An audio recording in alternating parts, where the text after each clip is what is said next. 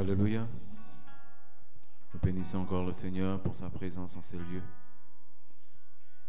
Il nous a permis d'être là ce soir, c'est par sa grâce. Et nous lui disons merci encore pour ce qu'il fait dans nos vies. Alléluia. Amen. Bonsoir tout le monde. Nous nous retrouvons encore ce soir pour nos mercredis de victoire et nous bénissons encore le Seigneur parce qu'il nous a fait la grâce aujourd'hui de retrouver notre Père. Amen. Donc vraiment, nous bénissons le Seigneur pour son arrivée parmi nous. Vraiment, et que le Seigneur soit encore loué et glorifié pour ce qu'il fait dans la vie de cet homme, de son épouse, dans leur ministère, parce qu'au travers de lui, beaucoup sont bénis, beaucoup sont ramenés encore à Christ. Donc nous bénissons vraiment le Seigneur pour sa présence ce soir. Je bénis aussi le Seigneur pour la vie de mon épouse, qui est chaque jour à mes côtés, et que le Seigneur utilise véritablement pour me fortifier et pour nous permettre d'être sur ce chemin-là. Amen. Et je bénis le Seigneur aussi pour chacune de vos vies à tous. Que le Seigneur soit encore glorifié ce soir. Amen. Donc nous nous retrouvons aujourd'hui pour nos mercredis de victoire. Nous allons encore prier ce soir pour la parole avant de commencer, afin que le Seigneur dispose de nos cœurs et nous permette de recevoir véritablement cette parole afin qu'elle transforme nos vies. Alléluia. Seigneur, nous te bénissons, nous te rendons grâce encore pour cette parole que tu vas encore libérer ce soir. Seigneur, je ne suis qu'un instrument que tu utilises, Père éternel, et permets-moi d'avoir la capacité de libérer, Seigneur, ton message. Seigneur, donne-moi, Père éternel, au nom de Jésus, Seigneur, les facultés nécessaires, Père éternel, pour que ton message, Seigneur, arrive dans les cœurs de tes enfants et puisse produire, Père éternel, le fruit que tu as préparé pour eux. Seigneur, que ce message puisse, Père éternel, Seigneur, changer, Seigneur, leur vie. Que ce message, Père éternel, puisse repositionner les bornes qui ont été déplacées. Que ce message, Père éternel, Seigneur, puisse ramener la croix qui a été déplacée dans leur vie. Seigneur, que ce message vienne encore apporter, Père éternel, Seigneur, la joie, apporter la paix, apporter, Père éternel, l'amour dans les cœurs, Père éternel, de tes enfants. Nous te bénissons ce soir. Dispose les cœurs par ton Saint-Esprit. Viens encore régner ce soir en ces lieux. Et que ce soit toi qui dirige, que ce soit toi qui nous conduise, que ce soit toi, Père éternel, qui soit glorifié ce soir. Au nom puissant de Jésus, nous te bénissons encore. Amen. Donc je disais, nous sommes là pour nos mercredis de victoire et le thème de ce soir est « Es-tu prêt pour le retour du Seigneur ?» Alléluia. Es-tu prêt pour le retour du Seigneur? Il nous est impossible de déterminer l'heure. Il nous est impossible de déterminer le temps. Le temps du retour de Christ. Le temps du retour du Seigneur. Mais cependant, la Bible nous dit, personne ne sait ni l'heure ni le jour. Mais nous savons qu'un jour, le Seigneur reviendra. Jésus revient et certainement, le retour du Seigneur est proche. Alléluia. Certainement, le retour du Seigneur est proche. Il a promis, il a dit à ses disciples qu'il reviendra. Qu'il va d'abord pour nous préparer une place. Mais nous savons qu'en tant que chrétiens, en tant que croyants, nous savons que le retour du Seigneur est proche. Alléluia. Que tu sois chrétien ou pas, que tu ne sois même pas un croyant, mais ce qui est sûr, c'est que Jésus va revenir. Mais le problème, est-ce qu'au moment où Jésus reviendra, tu seras prêt? Alléluia. Est-ce qu'aujourd'hui même, tu es prêt pour le retour du Christ? C'est là la question en fait que nous devons nous poser. Est-ce que nous sommes prêts pour le retour de Jésus? Parce que Jésus arrive. Nous allons lire dans le livre de Matthieu, chapitre 25, au verset 1 à 13, qui sera un peu long. Matthieu 25, 1 à 13. Alors le royaume des cieux sera semblable à 10 vierges qui, ayant pris leur lampe, allèrent à la rencontre de l'époux. 5 d'entre elles étaient folles et 5 sages. Les folles, en prenant leur lampe, ne prirent point d'huile avec elles. Mais les sages prirent avec elles leur lampe, de l'huile dans des vases. Comme l'époux tardait, toutes s'assoupirent et s'endormirent. Au milieu de la nuit, on cria, « Voici l'époux, allez à sa rencontre. » Alors toutes ces vierges se réveillèrent et préparèrent leurs lampes. Les folles dirent aux sages, « Donne-nous de votre huile, car notre lampe s'éteigne. Car nos lampes s'éteignent. Les sages répondirent, non, il n'y en aura pas assez pour nous et pour vous. Allez plutôt chez ceux qui en vendent et achetez-en pour vous. Pendant qu'elles allaient en acheter, l'époux arriva. Celles qui étaient prêtes entrèrent avec lui dans la salle des noces, et la porte fut fermée.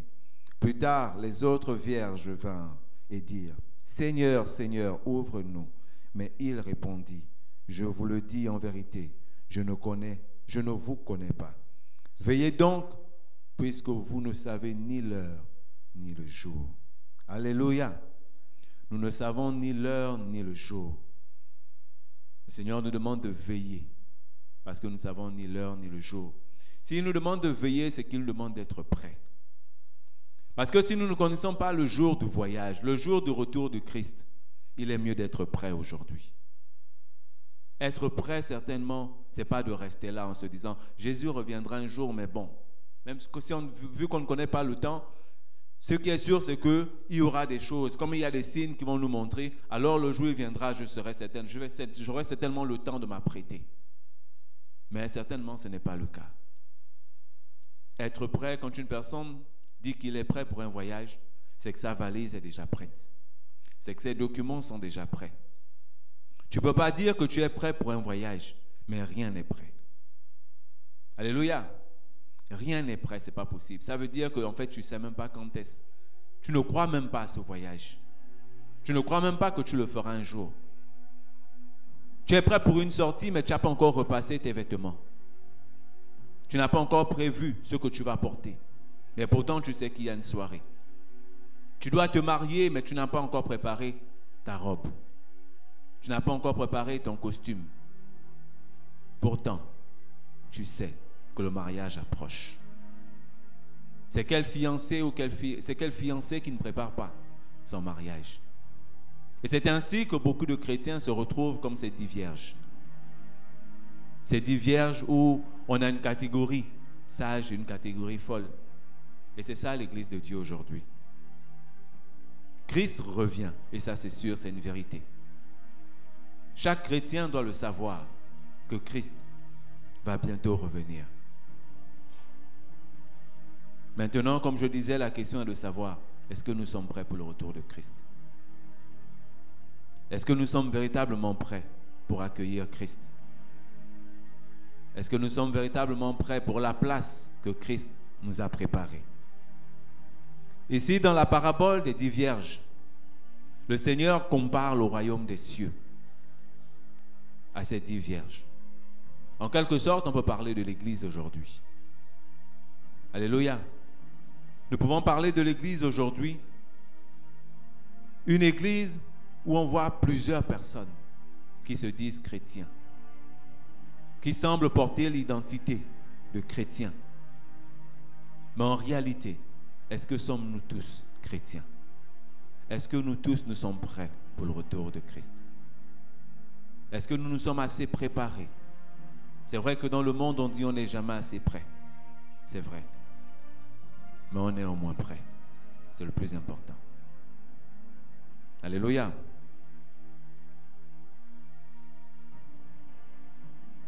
Jésus nous appelle à être prêts pour le retour. Les jeunes filles qui s'attendaient au retour de l'époux avaient tous une lampe et de l'huile pour faire briller leur lampe, pour toujours garder la flamme allumée. Mais le constat à l'arrivée de Christ va faire toute la différence. Beaucoup de chrétiens viennent, chantent, dansent, prient, louent le Seigneur. Mais la différence se fera le jour du retour de Christ. Tout comme l'Église, tout comme dans l'Église visible aujourd'hui de Christ, les gens aujourd'hui se parent de beaux vêtements. Alléluia. Aujourd'hui, nous arrangeons beaucoup nos apparences. Aujourd'hui, nous sommes beaucoup réguliers. Nous venons à tous les cultes, à tous les programmes. Nous sommes fidèles. au culte de dimanche, au culte du mercredi et parfois à des programmes de mardi de prière. Nous regardons les différents programmes religieux sur les réseaux sociaux, sur Internet.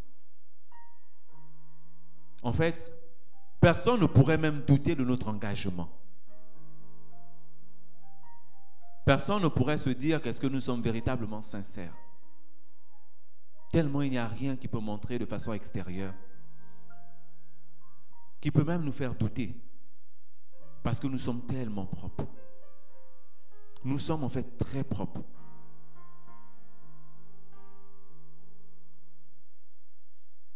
Mais est-ce que notre cœur est semblable à notre extérieur?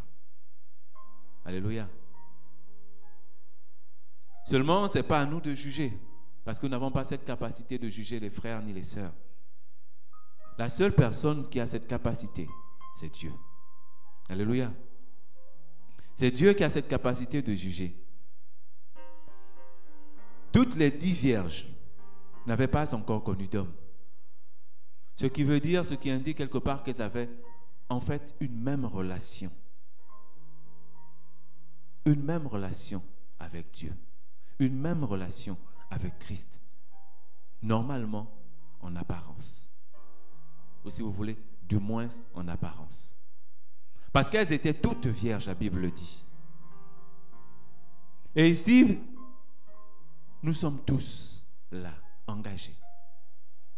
Nous sommes tous là, méditant la parole, chantant les louanges, les adorations du Dieu Tout-Puissant. Comme ces 10 vierges qui avaient la même relation avec Dieu. Mais dont le retour de Christ allait faire toute la différence. Christ veut que son épouse soit prête pour les noces. Pour le jour où il reviendra. Matthieu 24, 36 nous dit: pour ce qui est du jour et de l'heure, personne ne le sait. Ni les anges dans les cieux, ni le Fils, mais le Père seul. Alléluia. Les 5 vierges folles qui n'étaient pas bien préparées furent surprises de voir que leur lampe s'éteignait et qu'il leur fallait de l'huile. Alléluia. C'est comme ça que ce sera le jour où Christ reviendra. Plusieurs personnes seront étonnées, seront surpris de voir leur lampe s'éteindre, de voir la flamme s'éteindre, parce qu'ils auront beaucoup arrangé les apparences. Ils auront beaucoup cherché à satisfaire l'homme au lieu de Dieu. Pourquoi? Parce qu'il n'y avait plus d'huile dans les lampes. Il n'y avait pas assez d'huile pour garder les flammes allumées.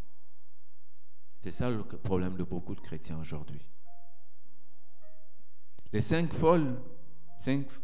vierges folles étaient des personnes qui avaient rencontré le Seigneur, qui avaient donné leur vie au Seigneur, qui s'étaient certainement engagés à marcher avec Christ, comme les autres sages.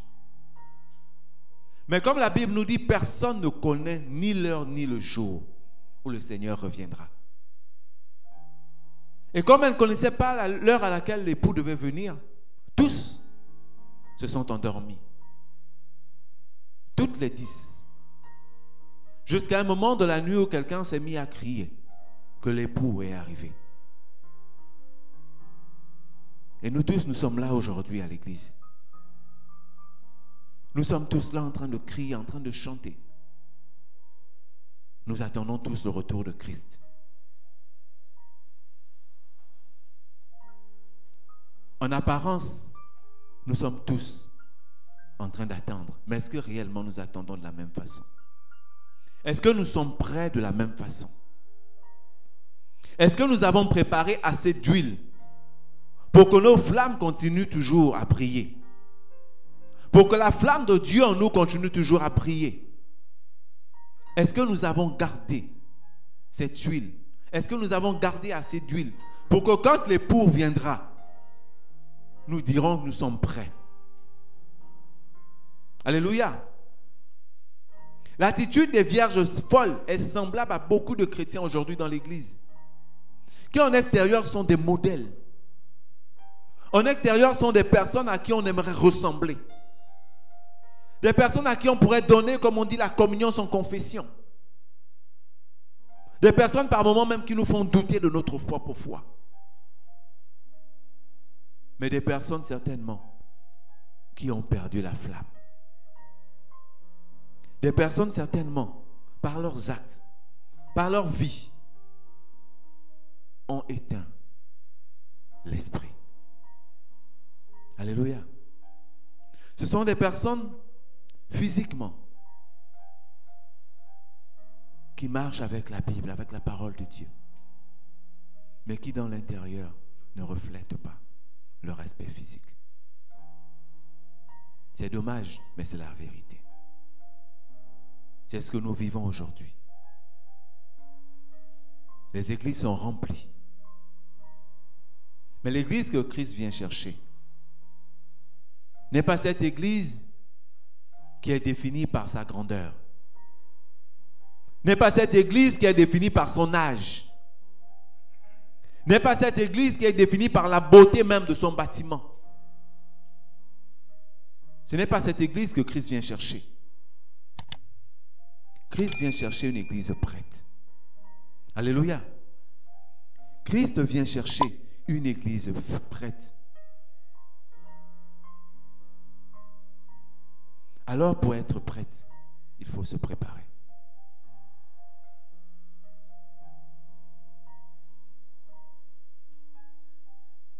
Personne ne peut connaître comment son frère, le cœur de la personne, le cœur de son voisin. Seul Dieu a cette capacité. Seul Dieu peut juger les sentiments et les pensées de tout un chacun. Alors, au lieu de chercher à plaire à un homme, au lieu de chercher à vouloir faire croire aux gens que nous sommes de véritables chrétiens, cherchons à nous apprêter, à nous préparer pour le retour de Christ. Le jour où Jésus reviendra, il n'y aura plus de possibilité de courir chez un homme de Dieu.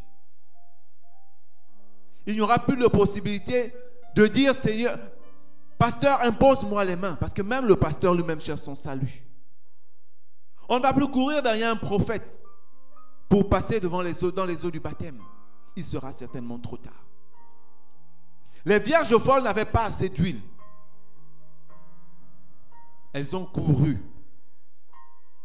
pour aller acheter encore de l'huile pour faire briller leur lampe.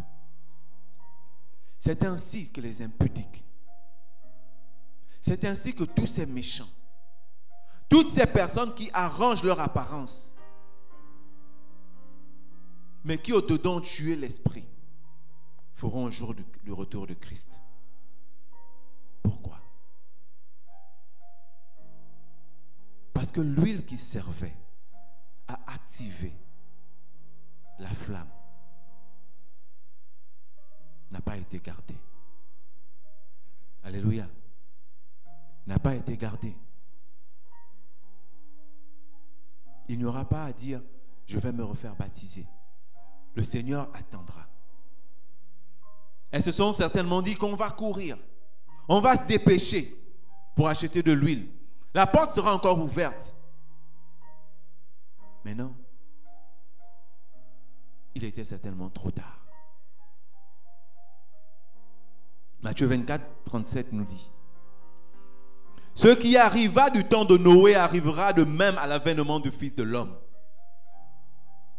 Ou quand les hommes sont venus, la porte de l'arche était fermée. Parce qu'aujourd'hui, c'est le moment de nous préparer. Alléluia. Aujourd'hui, c'est l'heure à laquelle nous devons nous préparer pour le retour de Christ. Quand tu viens à l'église, ne viens pas pour une personne. Viens pour chercher ton salut. Alléluia. Quand tu pries ton Dieu, prie pour recevoir ton salut. Mais ne le fais pas pour plaire aux hommes. Ne le fais pas pour plaire à un homme, ni à vouloir ressembler. en se disant, je n'ai pas envie d'être jugé par les hommes. Moi aussi, je vais faire un peu semblant. Ça ne paye pas le faux semblant. Alléluia. Avoir une belle image de chrétien ne te garantit pas avoir le royaume. Ne te garantit pas d'être sauvé. Ne te garantit pas avoir la place que Christ est allé réserver pour toi. Donc, comme il dit dans Jean 14, 3. Jean 14, 3. Et lorsque je m'en serai allé et que je vous aurai préparé une place, je reviendrai et je vous prendrai avec moi afin que là où je suis, vous y soyez aussi. Est-ce que réellement tu es prêt pour la place que Christ a réservée? Amen. Même moi aujourd'hui qui vous prête, je ne peux pas vous dire que je suis véritablement prêt ou je suis parfait. Mais je prie chaque jour le Seigneur. Parce que personne ne sait ni l'heure ni le jour. La fin de toute chose est proche. Christ l'a dit qu'il y a une fin. Il y a cette fin physique, mais il y a aussi cette fin où Christ reviendra pour récupérer son Église. Est-ce que tu es prêt? Est-ce que tu es vraiment prêt pour le retour de Christ? Les dix vierges étaient certainement prêtes aux yeux des hommes. Elles s'étaient apprêtées durant la journée parce qu'elles savaient que durant la nuit, il y aurait l'époux qui viendrait chercher son épouse pour les noces. Alors tout avait préparé une lampe. Tout avait préparé une lampe. Ici, quand nous venons, quand nous allons dans nos maisons, nous montrons que nous attendons Christ. Mais est-ce que véritablement tous nous l'attendons? Alléluia. Est-ce que tout ce temps que nous sommes, nous attendons véritablement Christ? Attendre Christ n'est pas de dire que je viens à l'église et je vis une autre vie. Attendre Christ n'est pas de dire, comme je suis un responsable de l'église, un ouvrier, je peux venir chanter, je peux venir adorer le Christ, je peux venir nettoyer. Mais mon cœur est rempli de colère. Mon cœur est rempli d'amertume. Mon cœur est rempli de haine. Être prêt pour Christ, c'est être juste. Être prêt pour Christ, c'est aussi savoir pardonner. Être prêt pour Christ, c'est aussi souffrir comme Christ a souffert. Être prêt pour Christ, c'est accepter de vivre comme Christ a vécu. Être prêt pour Christ n'est pas juste le fait de venir à l'église. N'est pas juste le fait d'être appelé responsable ou ouvrier. N'est pas juste le fait d'être là et d'être chantre. Non. Être prêt pour Christ, c'est de vivre comme Christ a vécu. C'est d'accepter ce que les hommes ne peuvent pas accepter. C'est d'accepter la sanctification. Alléluia. C'est d'accepter de faire de la parole de Dieu notre orientation, notre guide. C'est de supporter les différentes épreuves. Alléluia. Parmi les 10, il y avait 5 sages. Il y avait 5 folles. Les 5 folles aussi certainement croyaient que Christ devait arriver. Mais elles se disaient, je serai certainement prêt le jour où il viendra. Et beaucoup parmi nous, même dans nos vies de travail, nous sommes comme ça. Nous voulons nous apprêter le jour même. Nous voulons être prêts le jour même. Parfois ça marche, parfois ça ne marche pas. Parce que Christ peut venir à l'instant même où tu es encore couché sur ton lit. Tu te dis, tu vas pardonner demain. Mais Christ peut te surprendre tout à l'heure. Christ peut te surprendre maintenant. Ne nous nous allons nous apprêter plus tard. Nous allons nous préparer plus tard. Parce que plus tard, il sera peut-être trop tard. Alléluia. Préparons bien notre huile. Ici, l'huile indique la pratique, les différentes pratiques qui activent la flamme.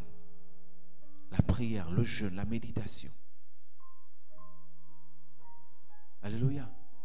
Et nous savons que la flamme ici, c'est le Saint-Esprit. Les vierges folles n'avaient pas apprêté assez d'huile. Pourquoi? Parce que souvent, nous chrétiens, quand nous prions le matin, nous prions pour toute la journée. Quand nous méditons le matin, nous méditons pour toute la journée. Quand nous faisons une retraite au début de l'année, nous avons fait la retraite de toute l'année.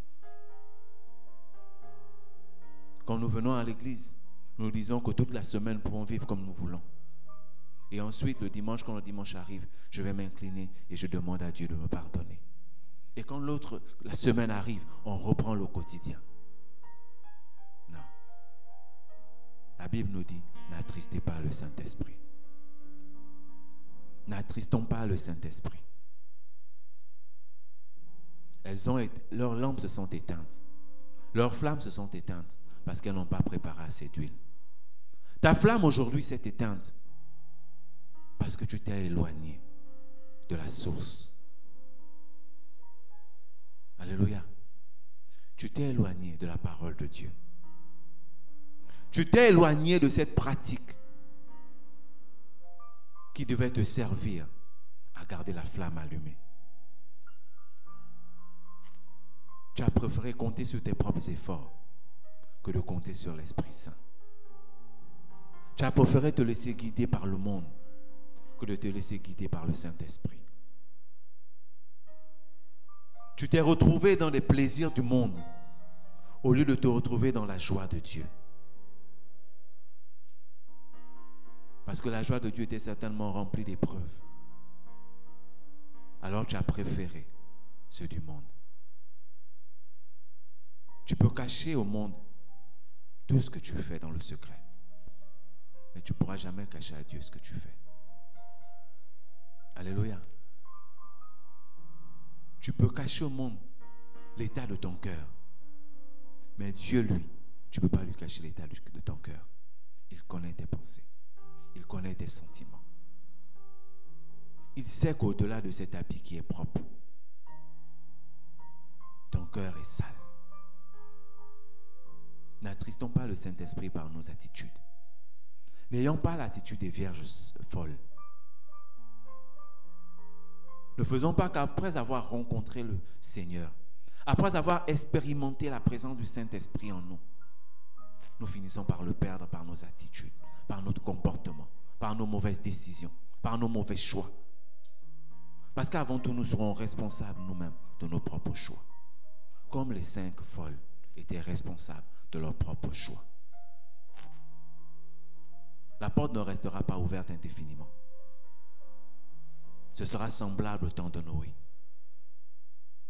Pendant un temps, Noé avertit, mais les hommes n'ont pas pris au sérieux l'avertissement de Noé. Et Christ aujourd'hui, par le Saint-Esprit, nous interpelle. N'attristons pas l'Esprit de Dieu. Alléluia.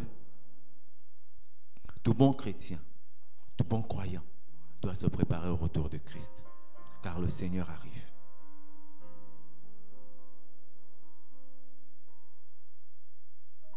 Christ seul connaît ce qui lui appartient. Donc, quel que soit ce que tu fais dans ce monde, Christ connaît qui lui appartient. L'église que Christ attend n'a rien à voir avec sa taille, comme je l'ai dit, ni avec l'âge. Ce n'est pas la peine de remplir les églises, de chercher la meilleure église, la plus grande église, l'église la plus remplie. Non.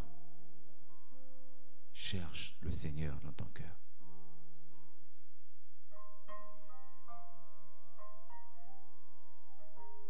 Le chrétien fidèle tient sa lampe allumée.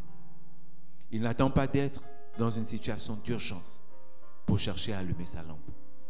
Il garde sa lampe allumée à chaque moment de sa vie. À chaque instant de sa vie, sa lampe reste allumée. Il n'attend pas une mauvaise circonstance ou un mauvais moment pour chercher où est l'interrupteur, pour chercher où est mon huile. À chaque instant, il se dit, peut-être Christ peut arriver maintenant. Peut-être Christ peut me surprendre maintenant.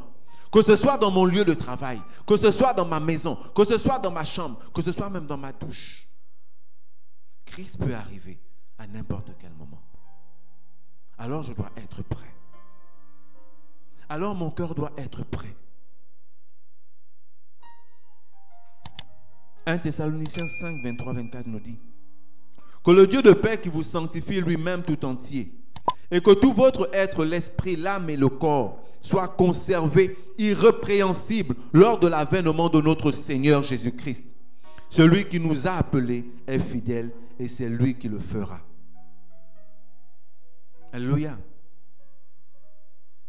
Que notre cœur soit irrépréhensible, soit conservé, irrépréhensible. Ne laissons pas le monde nous détruire. Ne laissons pas le monde détruire la flamme qui est en nous, éteindre la flamme qui est en nous. Nul ne peut dire qu'il est prêt. Alléluia. S'il ne va pas à la source de la vie. Nul ne peut dire qu'il est prêt. Le psaume 36, 9 nous dit, car auprès de toi, psaume 36, 9, car auprès de toi est la source de la vie. Par la lumière, nous voyons la lumière. Alléluia. Car auprès de toi est la source de la vie. Par la lumière, nous voyons la lumière. Mes frères, soyons vigilants. Matthieu 25, 13. Veillez donc, puisque vous ne savez ni l'heure ni le jour. Soyons vigilants. Gardons la flamme allumée. Gardons le Saint-Esprit en nous, actif. N'attristons pas le Saint-Esprit. Nous sommes engagés sur un chemin. Demeurons sur ce chemin. Quelle que soit la difficulté, quels que soient les obstacles. Comment être prêt? C'est d'être vigilant. C'est de veiller. C'est de continuer à croire que Christ reviendra. C'est de méditer la parole de Dieu, nuit et jour. Le psaume 119, 105 nous dit, « Ta parole est une lampe à mes pieds et une lumière sur mon sentier. » Gardons la parole de Dieu chaque jour à nos côtés, dans notre cœur. Priez sans cesse. 1 Thessaloniciens 5, 17 à 18. Priez sans cesse. Rendez grâce en toutes choses, car c'est à votre égard la volonté de Dieu en Jésus-Christ. Alléluia. Priez sans cesse. Aimons la justice. Soyons toujours joyeux. Amen. Ne laissons pas la colère nous envahir ou la tristesse. Demeurons dans la joie, parce que nul ne sait ni l'heure ni le jour. Mais Christ reviendra. Ne soignons pas nos apparences et laissez notre cœur sale. Gardons notre cœur. Conservons notre cœur. Alléluia. Que Dieu nous bénisse.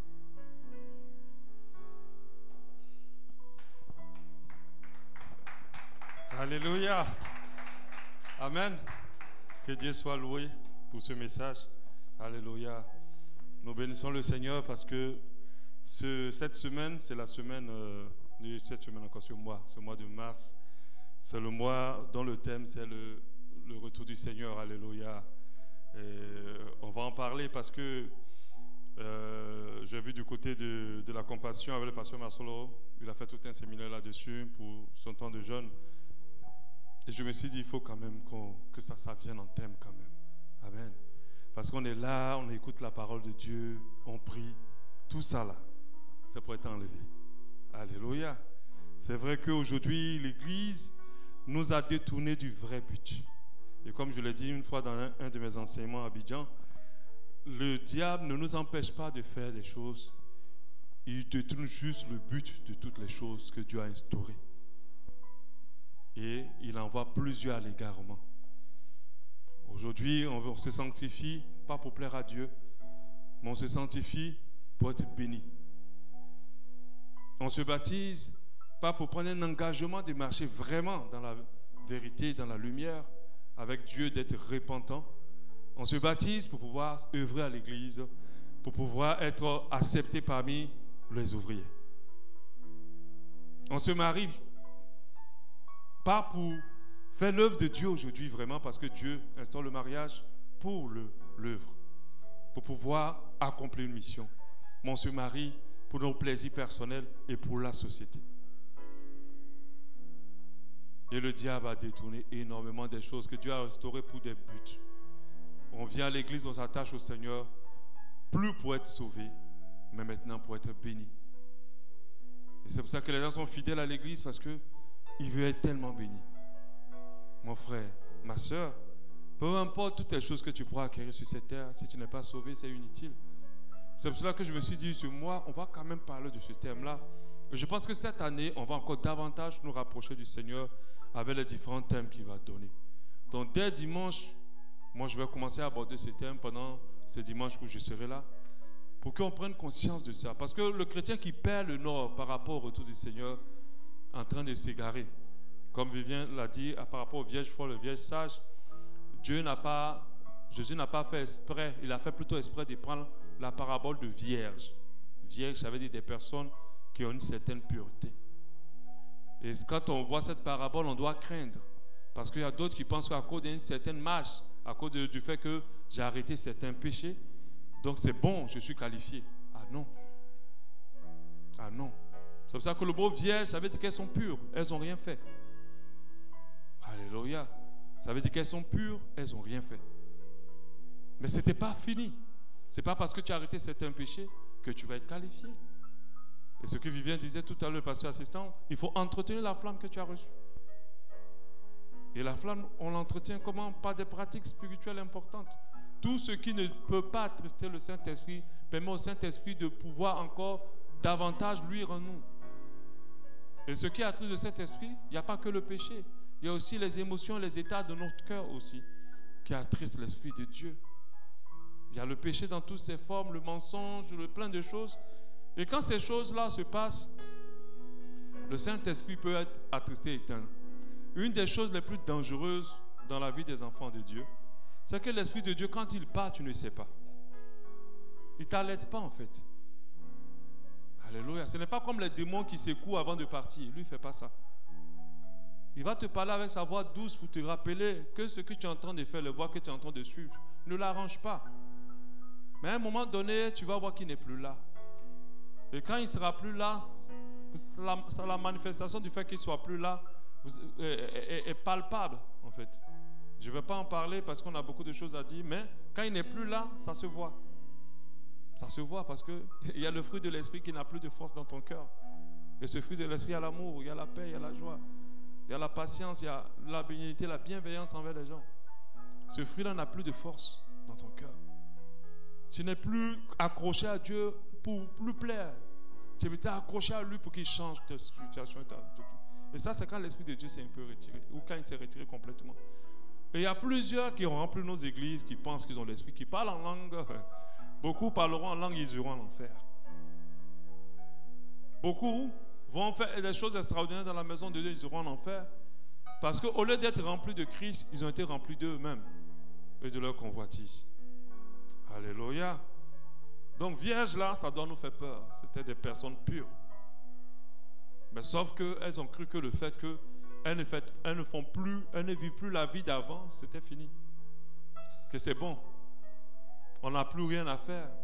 Elles pensent qu'avec Dieu c'est crédit. Or qu'avec le Seigneur, c'est chaque jour suffit sa peine. Non seulement en un thème d'inquiétude, mais aussi en thème de connexion avec Dieu. Tu dois comprendre que c'est tous les jours que tu dois être rempli. Ce n'est pas un jour et puis tu vas garder pour la semaine. On ne fait pas de crédit d'huile avec Dieu. C'est tous les jours que tu dois venir te connecter pour qu'il te recharge, pour qu'il te donne la capacité, la force d'entretenir l'esprit qui est en toi et d'entretenir le fruit de l'esprit et de manifester aussi l'esprit. Parce que quand tu marches aussi par l'esprit, tu manifestes l'Esprit Saint. Alléluia. Mais la manifestation de l'esprit n'est pas la garantie pour nous d'être sauvés. C'est plutôt le fait que l'esprit déploie son fruit en nous. Donc vierges, ce n'est pas pour rien que Jésus les a choisis. C'était des personnes qui avaient une dimension de relation avec Dieu qu'on ne pouvait plus qualifier de mondain, parce que le mondain, c'est quelqu'un qui vit dans le péché, que ce soit visible ou caché. Ça, c'est quelqu'un. Mais une personne qui a le Saint-Esprit ne peut pas s'habituer au péché. On peut trébucher un temps, mais on ne s'assoit pas dedans. Et quand on s'assoit dedans, il faut vraiment se poser la question. Parce que celui qui n'a plus l'esprit s'affectionne à la chair. Il garde, il protège, il veille sur sa vie de péché. Son apparence, comme le pasteur assistant a dit tout à l'heure, ressemble à un chrétien. Sa manière de prier ressemble à un chrétien. Son ministère ou tout ce qu'il fait ressemble à un chrétien. Mais au fond, quand on gratte, il n'y a plus rien. Il n'y a pas chrétien dedans. Je sais ce que c'est que d'avoir l'Esprit de Dieu encore dans son cœur. Quand tu l'as, vraiment, il y a des choses dans lesquelles tu ne peux plus rester. Ça arrive que tu peux trébucher. Mais tu ne peux pas cacher ni entretenir quelque chose qui ne glorifie pas le Saint-Esprit. Alléluia. Maintenant, si tu veux vivre comme ça, comme le pasteur assistant a dit tout à l'heure, quand il viendra, tout ce qui est vrai se verra et tout ce qui est faux sera exposé. Alléluia. Tout ce qui est vrai se verra et tout ce qui est faux sera exposé. Si on ne croit pas au retour du Seigneur, arrêtons d'être chrétiens. Alléluia. Arrêtons, autant être païens. Si on ne croit pas au retour du Seigneur, arrêtons d'être chrétiens. Autant continuer notre vie dans le monde. Parce que la vraie foi d'un enfant de Dieu et l'essence même de l'existence de la foi, c'est à cause des cieux. Quand Dieu parle de foi dans la Bible, c'est parler des cieux. Celui qui aura cru sans avoir vu, ce n'est pas parce que tu n'as pas vu ta voiture que tu veux là, tu vois ça partout ici. Tu vois ça partout, même si ce n'est pas encore à toi, mais tu vois. Alléluia. Tu vois ça. Ton mariage, là, tu vois les mariages des autres aussi, tu vois. Le ciel, tu ne l'as pas vu. La Bible dit celui qui aura cru sans avoir vu va le voir s'accomplir. On parle du salut. Alléluia. Amen. Donc vraiment, il faut qu'on dispose nos cœurs à cela. Le monde est bien, il y a beaucoup de choses intéressantes, mais notre récompense est dans les cieux. Je disais récemment, quand j'ai enseigné dimanche passé dans l'assemblée là-bas, je dis, on va être très attiré par le monde parce qu'on n'a jamais goûté le ciel. Ceux qui ont goûté le ciel, vu ou goûté, ils regardent le monde vraiment comme une bête. Je vous assure, quand tu goûtes le ciel, tu n'as plus conscience du monde. Même de toi, tu n'as plus conscience. Le jour où tu fais cette expérience de la plénitude du Saint-Esprit, mon frère, même ce que tu as apporté ne t'intéresse pas. Même ce que les gens pensent de toi ne t'intéresse pas. C'est tellement agréable. Et quand tu vois les plaisirs éphémères que le monde t'apporte, ce n'est même pas comparable. Ces petits plaisirs qui viennent à toi, qui tu penses qu'ils vont te coller dessus, ça n'a rien. C'est-à-dire, malheureusement, cette plénitude-là, ou heureusement, on ne peut pas la déclencher à chaque fois qu'on veut. Sinon, je vous assure, moi-même, je resterai là-bas. Parce que c'est tellement extraordinaire que quand tu regardes la terre et quand tu regardes tous ces petits plaisirs que les gens se battent pour ça, tu te dis, mais ils n'ont pas connu le ciel. S'ils avaient goûté au ciel, ils ne sont pas intéressés, ils ne sont pas autant impressionnés par le monde. Ils ne investiront pas autant d'énergie parce que quand Dieu regarde, il voit dans quoi toute ton énergie rentre et comment tu es prêt à déployer ton énergie pour certaines choses et tu ne déploies pas cette même énergie pour le Seigneur et pour ton entrée au ciel. Alléluia. Donc, pour cette année, ce mois, je vous encourage à être là, vraiment à ce que votre cœur se connecte à cet enseignement-là. Parce que Dieu va nous parler d'une manière ou d'une autre. Et on va vraiment ressentir tout ça. Je pense qu'il y a un déclic qui va se passer dans la vie, dans le cœur de quelqu'un. Et son cœur va se détacher du monde. Et pour toi qui sens vraiment que l'Esprit de Dieu est complètement étouffé en toi, éteint, vraiment, si tu as la capacité, approche-moi. On va parler, on va prier. Parce que la parole de Dieu dit, n'éteignez pas l'Esprit.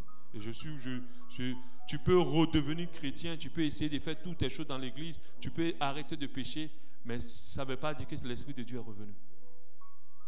Quand l'Esprit de Dieu revient, le fruit de l'Esprit est fort en toi.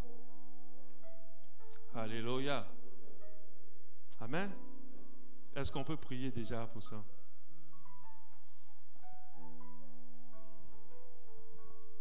J'irai là-haut. Prions pour ça, prions pour dire Seigneur, vraiment. Et puis aussi, demande au Seigneur, je veux goûter le ciel. Je veux goûter le ciel. Demande-lui.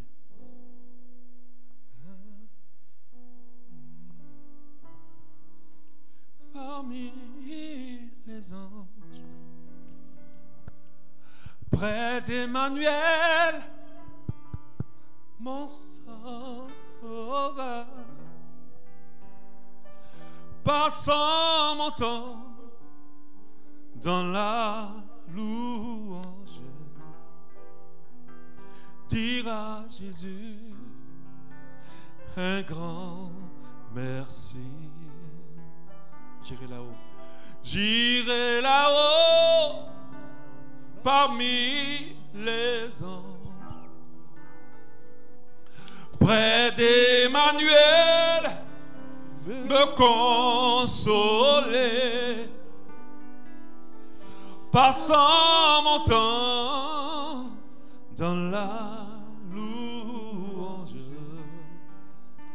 dire à Jésus un grand merci. Disons ensemble, j'irai là-haut. J'irai là-haut parmi les anges, Près d'Emmanuel, près d'Emmanuel, me consoler, passant mon temps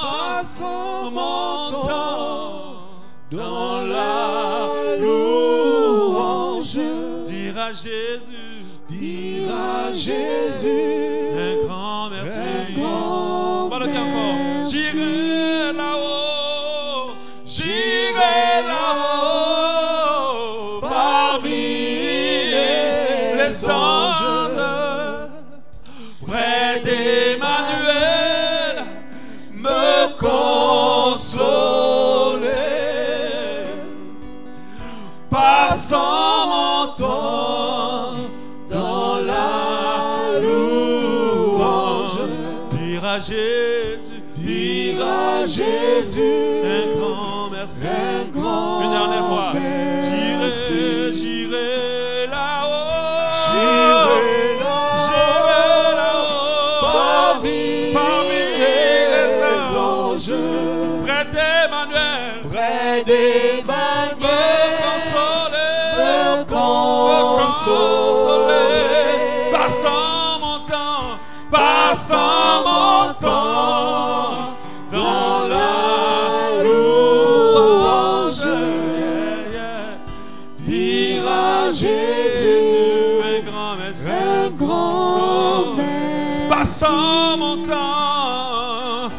passant mon temps dans la louange, dire à Jésus un grand merci. Dernière fois, passant mon temps dans la louange, dire à Jésus un grand merci. Parlons sincèrement au Seigneur. Parlons-lui véritablement. Vous savez, quand vous voulez entendre la parole de Dieu, ne l'entendez pas pour quelqu'un. Entendez-la pour vous. Entendez-la pour vous. Écoutez-la pour vous. Écoutez-la pour vous, vraiment.